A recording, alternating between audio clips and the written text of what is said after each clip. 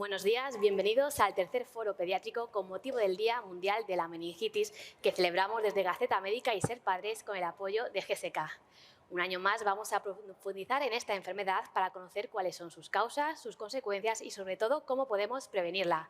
Para ello, hoy contamos de forma virtual con el doctor Pepe Serrano, pediatra de atención primaria del equipo de pediatría del Garraf, miembro de la Junta de la Sociedad Catalana de Pediatría y miembro del Comité de Vacunas de la Asociación Española de Pediatría, con el doctor Félix Notario, presidente de la Sociedad Española de Medicina de la Adolescencia y responsable de la Unidad de Pediatría Adolescencia de la Clínica HLA Nuestra Señora del Rosario, con Maite Gómez, enfermera especialista en pediatría de la Gerencia de Atención Primaria de León, con Elena Moya, vicepresidenta de la Asociación Española contra la Meningitis, y con Irene López, secretaria y delegada en Andalucía Oriental y Extremadura de la Asociación Española contra la Meningitis. Bienvenidos a todos y muchas gracias por participar en este foro. Y sin más dilación, vamos a comenzar con este foro para entender qué es la meningitis. Pepe, ¿nos puedes explicar desde un punto de vista científico qué es la meningitis, qué la causa y cuáles son los diferentes tipos que hay? Bueno, pues antes de empezar a meternos en temas científicos, dejadme que salude a todos los compañeros de la mesa y a los que están al otro lado de la pantalla. Es un placer compartir esta mesa en un día tan señalado como el de hoy para dar visibilidad a un tema tan importante y que tanto nos tiene a los pediatras, especialmente el corazón en un puño, como es la meningitis.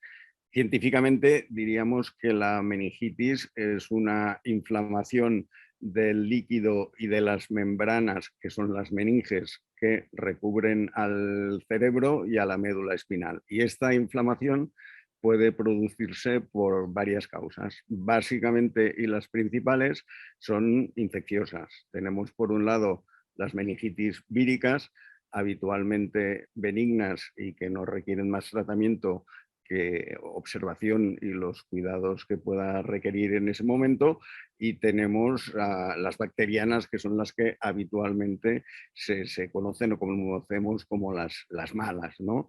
Tenemos la meningitis por neumococo, tenemos la meningitis por Haemophilus influenza de tipo B, tenemos la meningitis por Listeria en los más pequeños, y muchas de estas, como la del neumococo y la de la Haemophilus, gracias a las vacunas han prácticamente desaparecido. Los que hacíamos guardias hace mucho tiempo, pues las veíamos de continuo y no las vemos.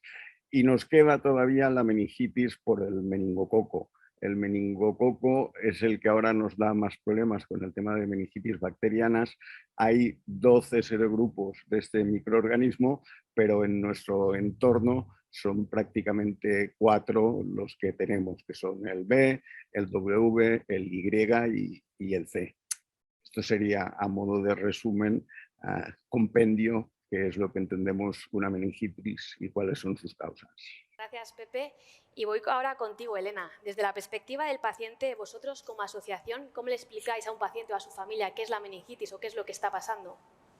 Bueno, es una palabra que asusta y cuando entra en una familia lo desconocían. Entonces es muy duro explicarles qué ha pasado y qué es lo que ha ocurrido con forma sencilla, porque no somos médicos, somos pacientes. Entonces, lo primero que les explicamos es que pues han tenido muy mala suerte porque es una enfermedad que tiene poca incidencia, pero que todavía existe, y que hay diferentes organismos, que es muy complicado y que bueno, pues lo simplificamos en virus, bacterias, sin entrar en muchos más detalles. Sí que las familias se encuentran en una situación emocional muy dura cuando se enteran que pudo haber sido prevenido. Es decir, que cuando les explicas que había a través de la vacunación un remedio para que su bebé, su adolescente o su mayor no hubiera contraído esta enfermedad, ahí entra un estado lamentable, en el sentido de que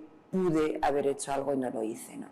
Otra cosa es mi caso, que cuando éramos pequeños, en los años 60, no había ninguna posibilidad de prevenir esta enfermedad, tenías que tener suerte y llegar antes, pero ahora es verdad que en muchas formas se pueden prevenir. Maite, ¿cuáles son los primeros síntomas de esta infección? Sí, la verdad es que inicialmente es una clínica pues, muy inespecífica, común a un montón de procesos infecciosos en la infancia, en la adolescencia, incluso en la edad adulta. Como nos decía ahora la compañera, pues afecta en todas las edades de la vida. Inicialmente pues hablamos de síntomas como puede ser fiebre, vómitos, dolor de cabeza. Es decir, esas primeras horas puede pasar perfectamente desapercibido el riesgo potencial de poder contraer una enfermedad tan seria como es una meningitis, con las tremendas consecuencias que puede tener en cuanto a secuelas, incluso una mortalidad incipiente en muy pocas horas, y es por esto que es importantísimo que las familias estén pues, muy bien informadas desde las consultas de los profesionales de pediatría, médico pediatra, enfermera pediátrica y, cómo no, el poder mantener también pues, una información súper actualizada de las medidas de prevención de las que disponemos en la actualidad. Irene, me gustaría que tú también contestases a esta pregunta desde el punto de vista del paciente y como superviviente de la enfermedad. ¿Cuáles son estos primeros indicios que pueden alertar al paciente? Pues eso es un malestar general. Yo hablo, por ejemplo, de mi caso y yo empecé como si tuviera un proceso gripal, dolores musculares, dolor de cabeza, malestar general del estómago, diarreas. Luego ya se profundiza un poquito en confusión mental, mareos y la rigidez de la nuca principal, y luego ya pues las temidas petequias es cuando crean la alerta de lo que es una meningitis. Luego seguiremos profundizando en tu experiencia. Félix, ¿cuáles son las herramientas de prevención actuales para luchar contra esta enfermedad? Bueno, yo lo primero me gustaría dedicar los primeros segundos a agradecer la amable invitación de Ser Padres, de Gaceta Médica, GSK, a que esté hoy en esta apasionante, diría yo, reunión, pues el representante de la Asociación Española de la Medicina del Adolescente. Hablar de adolescentes siempre es estimulante. La adolescencia, conocéis todos perfectamente, pues que es una etapa, pero el adolescente es un ser con entidad propia. Y nosotros intentamos, desde la pediatría, desde los pediatras, por reivindicar su atención hasta, algún día lo lograremos, hasta los 18 años. Pero bueno, me has preguntado por la prevención. La prevención solo tiene una palabra, o lo podemos resumir en una palabra, que es vacunación. La prevención, que podríamos llamar primaria, la prevención más eficaz, la prevención con mayúsculas, pasa por la vacunación. Pero, de todas maneras, es muy fácil, muy rápido decir vacunemos al adolescente. Pero a la hora de la verdad, sabemos que esta vacunación en el adolescente es más difícil, es más complicada muchas veces. La cobertura vacunal para las distintas vacunas y también para el meningococo, por supuesto, es menor en la adolescencia por una serie de razones. Es más difícil contactar con el adolescente, es más difícil que nos visite, es más difícil convencer a los padres, muchas veces a ellos, y entonces estas tasas de vacunación son menores en la adolescencia. Por lo tanto, hay que seguir trabajando en esta línea. Tenemos que lograr una mejor cobertura vacunal en la adolescencia, ya que ha sido un largo camino el de disponer de unas fantásticas vacunas para los distintos serotipos, para los distintos tipos de meningococo, y hoy que las tenemos no hay ninguna justificación para que no seamos capaces entre todos de administrar estas vacunas a nuestros niños y a nuestros adolescentes, por supuesto. Gracias, Félix. Y volvemos a la conexión virtual con Pepe. ¿Nos puedes contar cuáles son las franjas de edad de prevalencia de esta enfermedad? Sí, para tener en cuenta las franjas de edad de prevalencia de esta enfermedad, hemos de empezar por decir que el ser humano es la única especie que tiene este microorganismo como parásito o como patógeno. Muchos de nosotros lo tenemos como portador en la zona de la orofaringe, que es la zona de la garganta y la parte posterior de la nariz. Y de ahí se expande. Los que lo tienen como portador que no les afecta, pero lo transportan, de ahí se expande a las personas que se contagian y sufren la enfermedad. A partir de aquí, ¿cuáles son a los grupos de edad que más les afecta, pues en primer lugar, por debajo de los 12 meses es la franja que se ve más perjudicada por esta patología. Después irían entre 1 año y los 5 años. Y ya de aquí pasamos a un tercer grupo donde la afectación es también muy importante, que es en los adolescentes. Sin duda, los más pequeños son los más perjudicados, pero los adolescentes, por sus especiales características, son el grupo de edad que es más portador del microorganismo y un grupo de edad muy afectado también por la patología. Muchísimas gracias, Pepe. Y vamos a centrarnos ahora en la meningitis en la adolescencia. Como acaba de comentar el doctor, la mayor incidencia de la enfermedad ocurre en menores de 5 años. Sin embargo, se produce un segundo pico de la enfermedad entre adolescentes y adultos jóvenes. Félix, ¿cómo evoluciona la enfermedad en el adolescente y qué consecuencias tiene? Bueno, ya lo hemos introducido un poco. Como el adolescente es diferente, el adolescente es distinto, cada uno es un mundo, cada situación es diversa. No es igual en esa etapa de la adolescencia precoz como en la adolescencia tardía, donde encontramos este pico de incidencia del meningococo, en el final de la adolescencia, en el inicio de la juventud. Entonces diría que hay muchas opciones de inicio en la adolescencia, pero hay que tener en cuenta cómo es el adolescente. Muchas veces esos primeros síntomas, sabemos que el periodo de incubación puede ir entre los 2 o 4 días, desde que ha habido un contacto con el meningococo, que por cierto, recalcar que 1 de cada 4 adolescentes lo lleva en su propia garganta. Ese meningococo que va a dar lugar a la infección meningocócica invasiva, de la que estamos hablando hoy, de meningitis, de sepsis, pues está en la garganta, en la faringe, en la rinofaringe del adolescente. Y bueno, todos sabemos cómo conviven los adolescentes, cómo se relacionan, no siempre con el móvil, sino con su efusividad y con su intercambio de secreciones muchas veces, pues va a hacer que se tome contacto con este germen y que entre 2 y 4 días aparezcan esos síntomas. Muchas veces el adolescente en esos primeros síntomas pues no va a decir nada, el adolescente es omnipotente, es invulnerable, tiene superpoderes, no va con él la enfermedad y menos de entrada. Entonces vamos a retrasar muchas veces, o va a retrasar muchas veces ese diagnóstico porque no se lo va a contar a sus padres o es incapaz de momento acudir al médico. El cuadro general, el avance de la enfermedad, pues ya ha salido aquí, lo habéis expuesto muy bien, ¿no? La meningitis típica con sus síntomas en cascada, en muy pocas horas de evolución, la cefalea, el dolor de cabeza, el malestar general, el tremendo malestar general, los vómitos, la fotofobia, la rigidez en la nuca, que ya percibe muchas veces el mismo adolescente.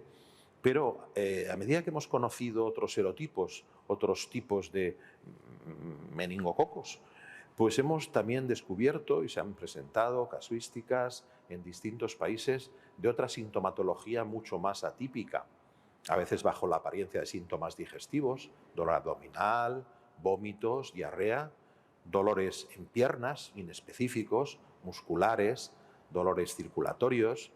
Entonces es muy polimorfa la sintomatología de la meningitis en las primeras horas.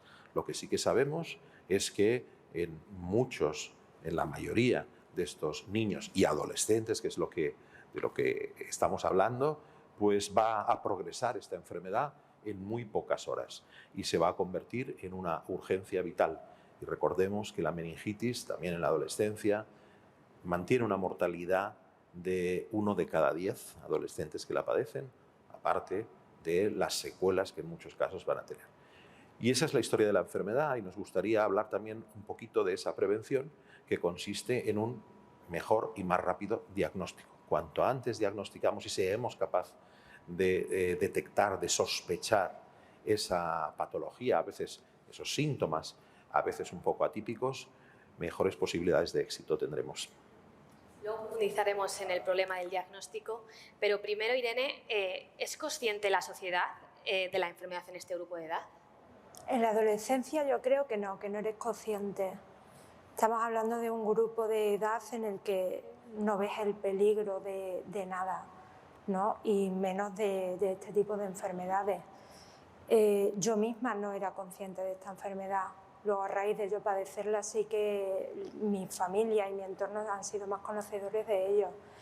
pero creo que en la adolescencia no se profundiza en lo que es el tema de enfermedades, y merece una meningitis que se piensa a día de hoy en muchos lugares que es una enfermedad erradicada, y no es así.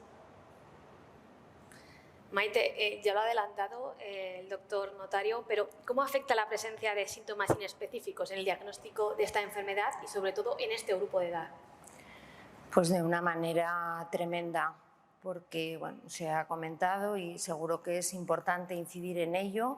Son síntomas totalmente inespecíficos, banales, que bueno, pues van muchas veces desde una sensación de un ligero malestar, aparezca fiebre, algún síntoma digestivo, pero sobre todo en este grupo de edad de adolescentes, como se está comentando, esa falta de percepción de riesgo que el adolescente tiene, pues hace que se demore digamos, la demanda de asistencia por parte de los profesionales, y entonces vamos a llegar tarde. Realmente es importantísima la premura en el diagnóstico para también un tratamiento lo más precoz posible, pero bueno, como vamos a seguir hablando de ello, yo creo que lo más importante y donde mayor incidencia hay que hacer es en el tema de la prevención, es decir, en evitar el que lleguemos a ese momento de retraso diagnóstico y de retraso de tratamiento con sus consecuencias, porque hayamos previamente prevenido la infección. Gracias, Maite. Elena, ¿nos puedes explicar cuál es la tasa de mortalidad de la enfermedad y la tasa de secuelas en los diferentes grupos de edad? Hablan porque yo no soy médico, pero bueno, los foros a los que atendemos y el comité científico que nos asesora, porque tenemos grandes expertos en enfermedades infecciosas que nos asesoran sobre todo lo que tenemos que decir, y hablan de un 10%, pero muchas veces cuando atendemos a los simposios pediátricos y de medicina, ves que luego en la adolescencia es más alto, e incluso en los mayores de 65.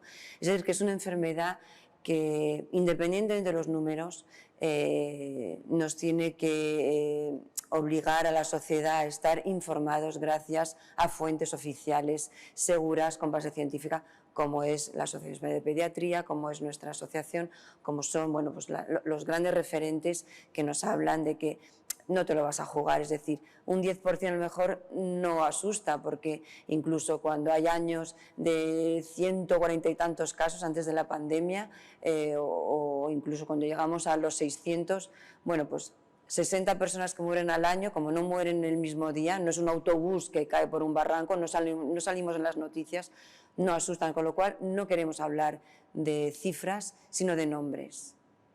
Porque cuando te toca, tu bebé es el 100%. No puedes decir a una familia, bueno, mire, es una tasa con baja incidencia. Bueno, a mí, ¿qué me está contando? Si mi hijo era el 100% de mi vida. Entonces, las tasas es verdad que ya no asustan gracias a la vacunación, pero cuidado, post-COVID están volviendo las enfermedades pediátricas en la adolescencia a resurgir en cuanto hemos vuelto a salir a la calle y a celebrar la vida con las bodas, bautizos y comuniones, ¿no?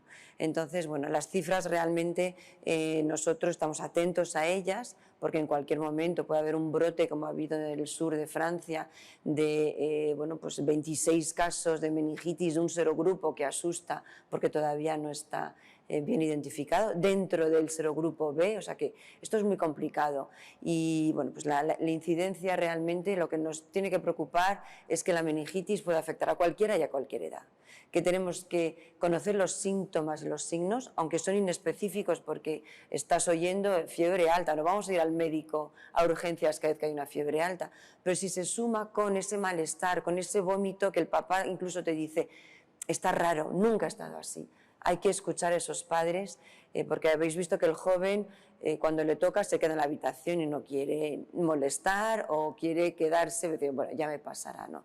Entonces, veis que es una enfermedad muy difícil, porque los síntomas no avisan, es gente sana, 24 horas antes eran bebés, adolescentes y adultos sanos, como nos ha contado Irene. Entonces, bueno, pues los números están ahí, estamos atentos, pero no es lo que más difundimos, ¿no? Efectivamente, como has comentado, cuando le toca a tu bebé es el 100%. Y en este sentido, Irene, ¿nos puedes contar cómo fue tu caso y cómo las secuelas han afectado a tu calidad de vida?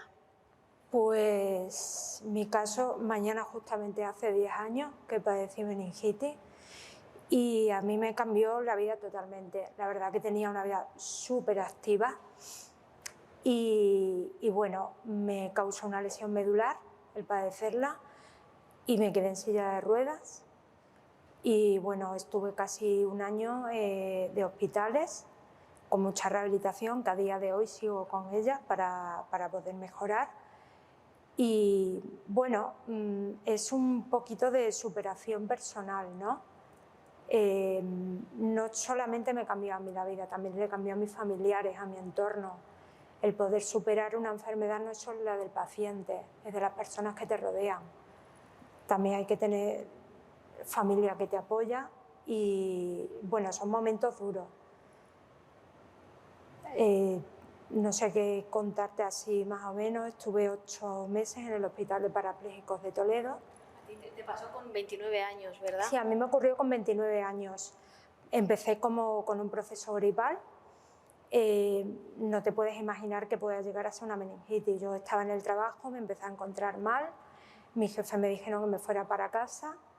Se quedó una amiga conmigo y al día siguiente fue a ver cómo había dormido y me encontró convulsionando y nada, llamó a urgencias enseguida y los sanitarios al verme en el estado en el que estaba y al desvestirme encontraron las petequias y bueno, se pusieron en alerta en el hospital, alertaron a mi familia y 4 días en coma, después desperté con parálisis bilateral facial, pérdida de memoria y la lesión medular. Muchas gracias, Irene, por compartir tu experiencia. Y vamos a centrarnos ahora en la prevención de la enfermedad. La incidencia de la enfermedad meningocócica invasiva disminuyó en la temporada 2020-2021 un 75% con respecto al periodo anterior debido a las medidas de la COVID-19. Sin embargo, ya existe una incidencia al alza en este 2022. Félix, ¿cuáles son las razones detrás de este repunte? Bueno, nos lo esperábamos, la verdad es que nos lo temíamos. Hubo 2 motivos. Primero, el día a día que vivíamos en la pandemia, con las medidas de aislamiento y de dificultad en la transmisión del meningococo y de cualquier otro germen. Entonces sabíamos que eso iba a influir. Y después en la dificultad en la notificación. También tuvimos muchos problemas para notificar los pocos o los casos que habían disminuido. Entonces nos esperábamos que al levantar de una esas medidas restrictivas, como decíamos antes, las que tanto influyen en la transmisión de la enfermedad meningocócica, pues estamos viendo, como muy bien decía Elena, pues brotes ya en Reino Unido, en Francia, comunidades pequeñas, aisladas, en zonas pequeñas, con casos, con cepas ya un poco preocupantes. Y esto se veía venir, no podíamos bajar la guardia y a eso obedece un poco la mayor incidencia ahora, el que estamos un poquito pendientes y que hemos relajado esas medidas y no podemos descuidar, pues volver a las andadas, a insistir en la vacunación como medida preventiva, fundamental, y a seguir viviendo. Efectivamente, Francia ha llamado a 56.000 jóvenes a vacunarse de entre 16 y 21 años debido al brote que habéis comentado, pero es que Reino Unido también ha registrado un aumento de casos de meningitis B entre los adolescentes. Siguiendo contigo, Félix, ¿cuál es la cobertura de vacunación del adolescente en España y cómo podemos mejorarla? Mira, ella ha dicho una cosa interesantísima, que no nos gustan mucho los números aislados, los números son muy fríos y tienen muchos matices. Si miramos incidencia en todo el país, incidencia por comunidades autónomas, incidencia por distintas edades, incidencia en distintas infecciones, en distintas coberturas vacunales sobre entidades diferentes. No es lo mismo pues, hablar de prevención, de vacunación de meningitis que de papiloma o de otras cosas. Entonces, aproximadamente calculamos que entre un 20, un 25 hasta 30% menos se vacuna en la adolescencia que en la época infantil, en la época del lactante, en la época del bebé, que tenemos, por cierto, en España unas excelentes coberturas de los países que más vacunan en el mundo y que más índices de vacunación tenemos. Entonces, eso cae bastante drásticamente en los grupos de adolescencia, en los grupos de adolescentes. Y yo me quedaría con eso, una reducción aproximadamente que de un 25, un 30%, que afecta a la adolescencia en general en el calendario vacunal propuesto para esta adolescencia, que después a lo mejor también tenemos ocasión de comentar hacia dónde vamos. Precisamente es importante recordar que la Asociación Española de Pediatría recomienda vacunar a niños y adolescentes como protección individual frente al meningococo B. Sin embargo, no se incluye en el calendario ni se recomienda su administración sistemática en el caso de los adolescentes, como sí ocurre en los lactantes. Esta vacuna solo está incluida en los lactantes en las comunidades de Canarias, Castilla y León, Andalucía, Cataluña y Galicia, que ha anunciado recientemente su incorporación para comenzar a administrarla el próximo 1 de noviembre. Pepe, ¿su inclusión en el calendario limitaría los casos de meningitis B en España? Sin duda, tenemos una vacuna que es demostradamente segura, pero que además es demostradamente también eficaz. Y no tenemos más que irnos a ver ejemplos de países de nuestro alrededor que la han incluido en su calendario vacunal. Tenemos, por ejemplo, a Gran Bretaña, que la introdujo en su calendario vacunal sistemático para los bebés a partir del 1 de septiembre de 2015, el de Portugal también, por citar un ejemplo. Con esto quiere decir que son ejemplos de países, algunos cercanos al nuestro, otros de culturas similares, en los que vemos que la eficacia y el impacto de la vacuna es sin duda positivo al 100%. Maite, ¿se debería avanzar hacia un calendario de vacunación único como en otros países de nuestro entorno? Sin duda la respuesta es sí, y estamos en el camino. Yo llevo afortunadamente trabajando como enfermera pediátrica pues casi 25 años, y la diferencia del primer calendario que yo estudié y conocí al actual pues es importante. Sí que es verdad que, desgraciadamente, pues en nuestro país el Consejo Interterritorial del Sistema Nacional de Salud emite su calendario anual todos los meses de enero, año tras año. Las comunidades autónomas pues tienen la competencia en sanidad transferida y es el responsable, cada comunidad, de la ejecución de un calendario propio. Por lo tanto, pues cada comunidad tiene su calendario, tantas comunidades autónomas tenemos tantos calendarios. Esto da lugar pues a que los niños nacidos en una comunidad autónoma respecto a otra pues tengan una serie de beneficios en vacunación que en muchos casos pues va en detrimento de su prevención. Yo afortunadamente vengo de una comunidad autónoma que somos privilegiados en este sentido. Castilla y León es pionera siempre en la inclusión de vacunas en calendario. Respecto a la vacunación frente a meningococo, tenemos incluida la vacunación frente a meningo B desde los 3 meses de vida, en el caso de Castilla y León, sabiendo que en ficha técnica podría ser a partir de los 2. La vacunación frente a meningococo tetravalente, ACWY, desde los 12 meses, 12 años, para acoger esa prevención en el adolescente. Lo ideal sería empezar antes, como bien refleja ficha técnica, desde los primeros meses de vida, pero bueno, poco a poco se va avanzando y yo confío en que en cuestión de ojalá menos tiempo que más podamos presumir en España de ese calendario único que tanto anhelamos y que la Asociación Española de Pediatría promulga desde siempre, un calendario de máximos y no un calendario de mínimos, que es lo que siempre toma un poco como referencia el Ministerio desde el Consejo Interterritorial. Mi esperanza y mi ilusión es que, bueno, pues en no demasiado tiempo podamos llegar a ello. Las comunidades autónomas también se implican de manera importante en intentar pues acortar al máximo los plazos que el propio Consejo Interterritorial da para la inclusión de nuevas vacunas, para el cambio de pautas vacunales, y yo creo que el esfuerzo es importante, pero luego hay pues un montón de factores que influyen. La pandemia también ha hecho que quizá pues muchos pasos que comunidades autónomas querían dar en este terreno se hayan visto paralizados, y ojalá que pronto podamos celebrar, porque cada vez que yo leo una noticia en prensa de pues en la comunidad autónoma de Cataluña han incluido la vacunación frente a VPH en varones, la felicidad que siento es inmensa, porque bueno, pasito a pasito ojalá lleguemos al calendario único para todos nuestros recién nacidos y para todos nuestros adolescentes en España. Porque esto efectivamente, Irene, reduciría las desigualdades, ¿no?, entre los niños, dependiendo de la comunidad en la que nazcan. Claro, o sea, nosotros no entendemos la desigualdad que hay entre comunidades. Por ejemplo, yo soy delegada de Andalucía y de Extremadura y no entiendo por qué los niños andaluces sí tienen ese derecho a la vacunación y los extremeños no.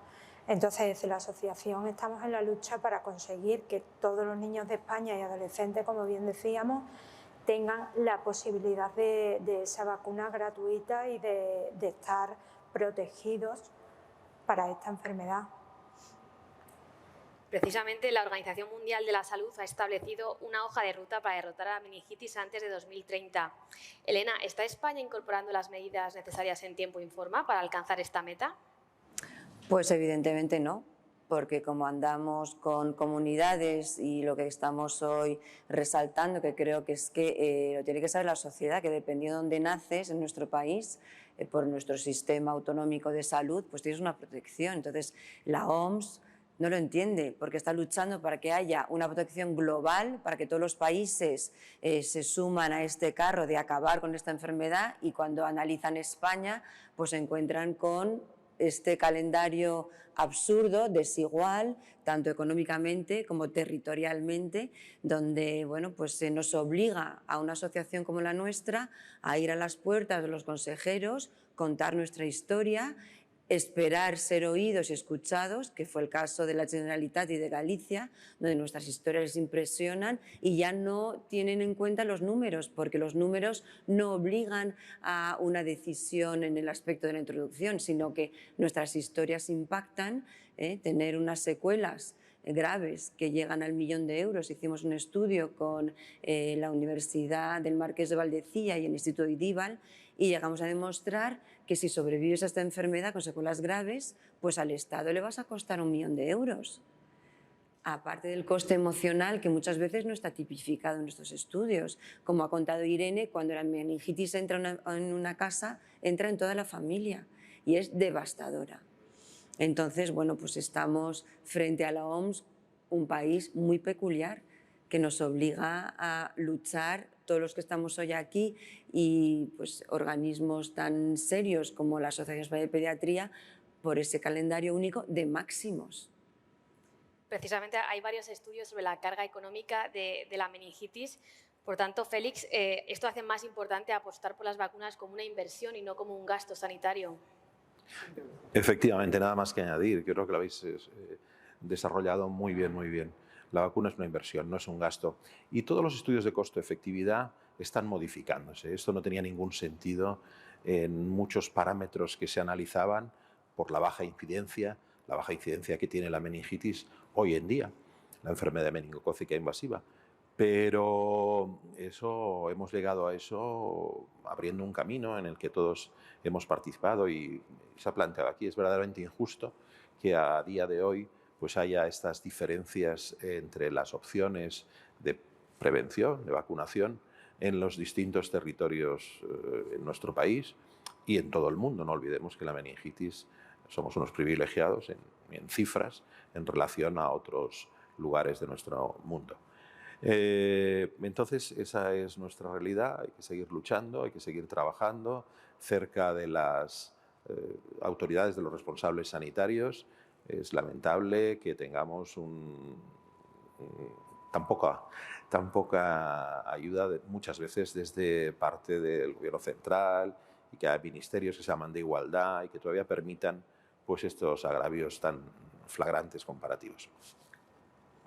Irene, ¿crees que hay margen para seguir empoderando al paciente o al superviviente de meningitis? ¿Cómo podemos seguir empoderándole? Pues, a ver, la vacuna es principal. O sea, yo creo que tenemos que seguir luchando para que la vacuna sea accesible para toda España.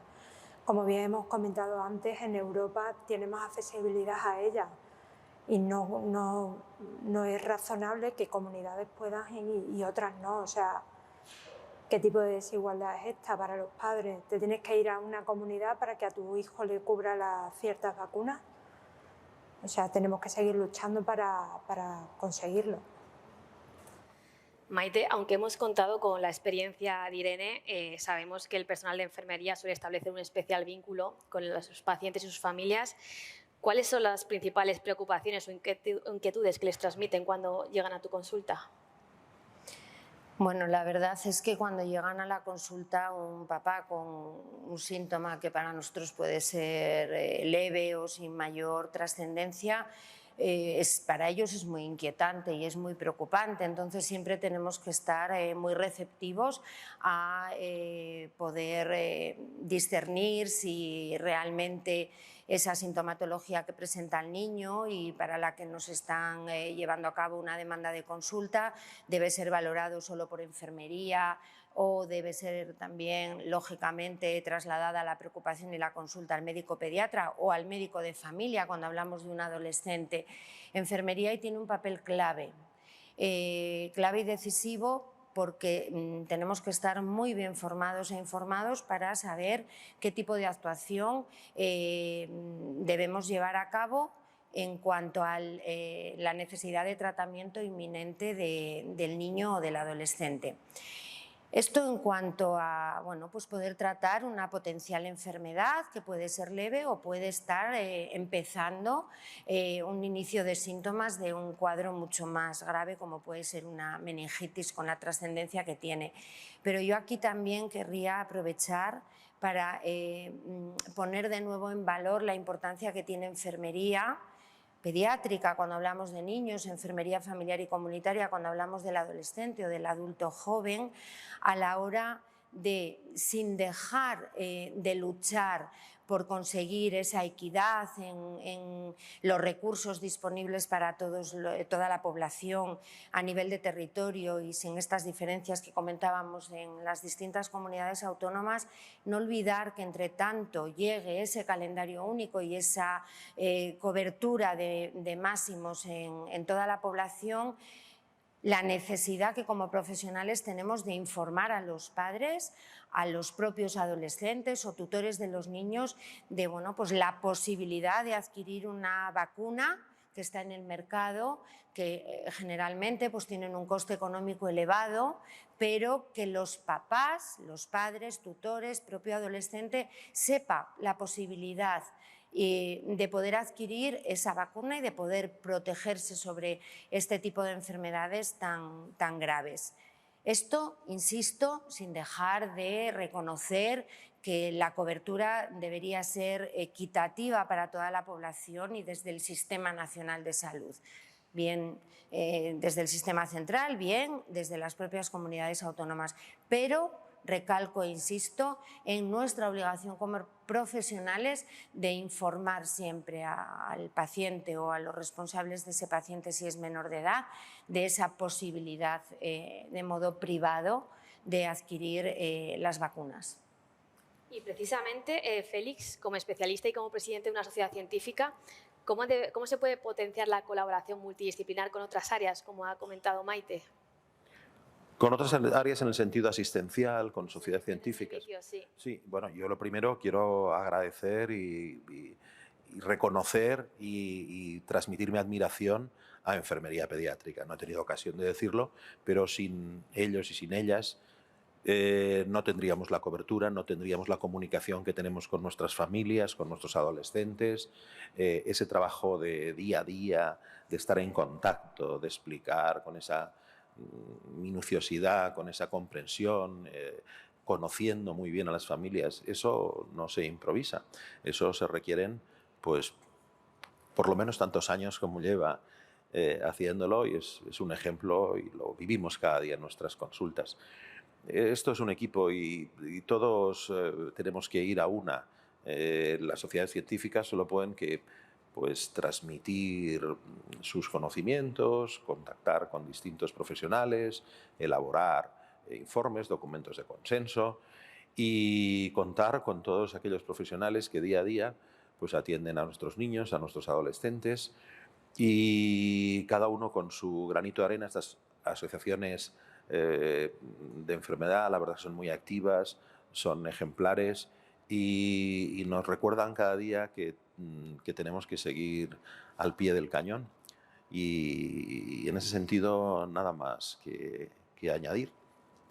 Elena, ¿crees que se debería prescribir más asociación desde los centros sanitarios? Sin duda, porque cuando llega esta enfermedad, pues lo que nos encontramos es, si hubiera sabido que había una asociación, si hubiera sabido que había una vacunación. Entonces sí, falta. Nosotros, gracias a revistas, a patrocinadores como los que hoy nos acogen, llegamos a miles de personas. Es una gran oportunidad de celebrar hoy el Día Mundial contra la Meningitis, porque es verdad que nuestro mensaje no es alarmista, es como, bueno, pues el cinturón de seguridad. Sabes que no te va a ocurrir un accidente, pero a que proteges a tu niño, a tu mamá y a tu joven adolescente, pues esto es lo mismo, ¿no? Nuestro mensaje es: no te va a tocar, no vas a sufrir esta enfermedad. Pero si lo puedes prevenir, ¿a que prefieres eso a tener que curar unas secuelas que pueden ser muy graves, ¿no? Entonces, bueno, pues gracias a los medios de comunicación llegamos, somos la única en España, la única asociación contra la meningitis, y nuestra misión es esto: ver antes del 2030, es nuestra gran ilusión, erradicar, ¿no? Pues sabéis que las bacterias no se puede, pero sí vencer y que esos números lleguen a algo insignificante, como puede ser la polio o la meningitis A en África, ¿no? Gracias, Elena. Pepe, de todas las lecciones que nos ha dejado la COVID-19, ¿hay alguna que se pueda aplicar especialmente en la lucha contra la meningitis? Bueno, yo pondría en valor dos lecciones, ¿no? Una que es la forma en que debemos ser capaces los profesionales y los especialistas en transmitir la información a la población en general, para que ésta llegue de una forma clara y muy entendedora, con lo cual las directrices que se marquen sean mucho más fáciles de seguir. Y la segunda, y sin duda, es que las vacunas funcionan. Hemos visto que con una vacuna desarrollada en un tiempo récord, que además no es perfecta como para evitar la enfermedad, pero sí para evitar la enfermedad grave, para evitar complicaciones y para evitar la muerte, ha funcionado de una forma tremendamente buena, a pesar de las mutaciones, de las variantes y de las deltas y omicrons. Quiero decir con esto que tenemos que seguir confiando en las vacunas y que es una de las conclusiones que yo saco relevantes de esta pandemia, que afortunadamente algún día u otro dejaremos de estar en ella. Muchas gracias, Pepe. Y ya estamos llegando al final de este debate, y es importante incidir que en España, al igual que ocurre en Europa, el serogrupo B es el responsable de la gran mayoría de casos de meningitis en todas las edades. En la temporada 2020-2021, 24 casos de los 61 casos totales confirmados fueron causados por el serogrupo B. En la temporada actual se observa la misma tendencia a falta de datos finales. A modo de conclusión, me gustaría que cada uno nos dijerais cuáles son los retos para el control de esta enfermedad. Si te parece bien, Maite, empezamos por ti. Bueno, yo mi reto personal y que trato de transmitir siempre que tengo oportunidad es motivar continuamente a mis compañeros, a enfermería pediátrica o todo lo que tiene también cabida en enfermería familiar y comunitaria, que yo los tengo siempre muy en cuenta porque los niños luego se hacen mayores y no se puede cortar de manera radical, como muchas veces sucede, todo el tema de tratamiento, de prevención. Con lo cual mi reto personal es que los profesionales estemos suficientemente preparados, suficientemente informados, siempre con una base científica de mano, que es lo que nos da ese empoderamiento y, como nos decía Félix, esa capacidad de poder trabajar con un nivel tan importante mano a mano con el médico pediatra o con el médico de familia, para que el beneficio final sea nuestro niño, nuestro adolescente, el que se lo lleve. El empoderamiento de los profesionales, en nuestro caso, en el mundo de la sanidad, no es ni más ni menos que conseguir la excelencia en cuidados y la excelencia en prevención. Si la enfermedad aparece, como ocurre desgraciadamente en muchas ocasiones, pues cuidaremos. Pero lo ideal siempre, cuando hablamos de este tipo de infecciones, es conseguir, con todas las medidas al alcance y, como no, la vacunación ahí en cabeza, evitar la enfermedad. Gracias, Maite. Irene. Pues mi reto como paciente es que, bueno, como paciente y como formar parte de la asociación, es erradicar esta enfermedad, ¿no? Que haya más información sobre la vacunación, las vacunas a los papás, de todas las que hay disponibles para combatirlas, y que sea asequible en todas las comunidades, que haya una igualdad en el calendario vacunal y que no haya ningún tipo de exclusión para los niños. Félix. Bueno, llevamos un rato hablando de meningitis. Os parecerá raro, pero para mí es haciendo memoria mientras estaba oyendo tan interesado a todos, es un motivo de rejuvenecer, ¿no? Yo recuerdo mis guardias de residente hace ya bastantes años, cuando era menos joven, y no había guardia que no hubiera una meningitis, no había una guardia que hiciéramos 3 punciones lumbares, no había cada 2 guardias que hubiera una sepsis, o sea que hemos recorrido camino, ¿eh? Hemos hecho entre todos pues una lucha frente a la meningitis, frente a la enfermedad meningocócica, muy importante en estos últimos años. Hoy en día disponemos de unas vacunas estupendas, es lo único que tenemos, aparte de que hemos mejorado nuestra labor asistencial, nuestro día a día en el contacto con el niño, con las familias, con los adolescentes. Has tocado el tema que a nosotros nos preocupa mucho desde la sociedad, que es la transición del pediatra al médico de familia y la transición en muchos aspectos. Y uno de ellos es ese calendario vacunal que hemos decidido, que hemos asumido que va a ser el calendario ni de la infancia ni de la adolescencia, va a ser el calendario vacunal de toda una vida.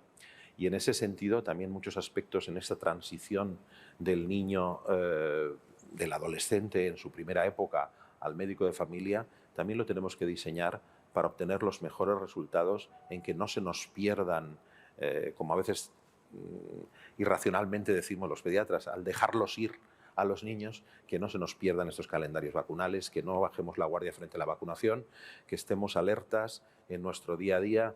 España no es un país muy conflictivo en cuanto a los movimientos antivacunas, en cuanto al bombardeo con dudas a la hora de las políticas preventivas, pero tenemos que no bajar la guardia, tenemos que trabajar codo con codo y creo que estamos en el buen camino y sobre todo con personas como las que tenemos hoy aquí en esta mesa, creo que tenemos ese 2030 a la vuelta de la esquina. Elena. Sí, el reto como asociación de pacientes es que lleguemos a cumplir, ¿no?, ese reto de la OMS de 2030. De hecho, estuvimos ahí, en Londres, escribiendo esas estrategias, esos 5 pilares, junto con grandes expertos de la enfermedad, y los pacientes estuvimos ahí, con lo cual nuestro papel es muy importante a través de la difusión de los síntomas para llegar antes, a través de la promoción de la vacunación. Somos grandes defensores, como dicen los ingleses, advocates de la vacunación. Y bueno, pues yo creo que eso, junto con la enfermería, la medicina pediátrica, pues ver ese reto cumplido, ¿no? Si puede ser antes del 2030, mejor, pero es un objetivo mundial. Entonces sabemos que África está ahí a la cola, Asia también, América Latina, va a ser muy difícil, pero ahí estamos, intentando lograr entre todos que la enfermedad meningocócica sea una enfermedad del pasado. Gracias, Elena. Y Pepe, desde nuestra conexión virtual. Bueno, yo parece que he abierto la mesa, la cierro también. Poco queda decir después de las conclusiones que han dicho todos los compañeros de la mesa. No hemos hablado de lo que son los factores de riesgo de contraer la enfermedad meningocócica invasiva, entre los cuales, como hemos visto, está la edad, entre los cuales podríamos citar también el hecho de tener un sistema inmunitario comprometido, entre los cuales también está el embarazo, pero no olvidemos que el primer factor de riesgo es saltarse la vacunación. Es un factor de riesgo saltarse la vacunación a nivel individual cuando te la ofrecen y no la aceptas. Es factor de riesgo saltarse la vacunación cuando los profesionales no recomendamos o no aconsejamos vacunas que están disponibles para enfermedades importantes. Y es factor de riesgo cuando a nivel institucional, habiendo vacunas que pueden prevenir enfermedades muy importantes, no se incluyen de forma sistemática en los calendarios. Muchas gracias, Pepe, y muchas gracias a todos por participar y por la claridad de vuestros mensajes. Queda claro que quedan retos pendientes, pero nos queda la tranquilidad de saber que el camino está bien marcado para alcanzar la meta de la Organización Mundial de la Salud. Muchas gracias y nosotros seguiremos poniendo el foco en el abordaje de esta enfermedad.